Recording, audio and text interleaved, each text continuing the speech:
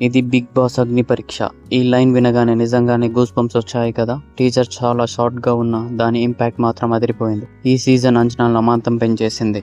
అగ్ని పరీక్షలో positive points. Powerful title. అగ్ని పరీక్ష అనే థీమ్ ఈ సీజన్ కి చాలా స్ట్రాంగ్ గా సూట్ అయింది. ఈసారి గేమ్ చాలా కఠినంగా ఛాలెంజింగ్ గా ఉంటుందని మేకర్స్ క్లియర్ గా చెప్పేశారు. కంటెస్టెంట్లకి ఫిజికల్ గా, మెంటల్ గా, ఎమోషనల్ గా భారీ టెస్ట్ ఉంటుందన్న హింట్ ఇచ్చారు.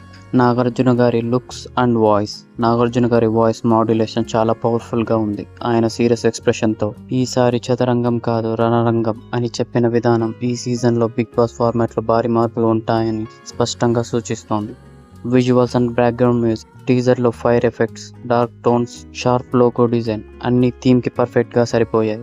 బ్యాక్గ్రౌండ్ మ్యూజిక్ నెమ్మదిగా ఇంటెన్సిటీని పెంచింది, సస్పెన్స్ ని, ఎక్సైట్మెంట్ ని క్రియేట్ చేసింది.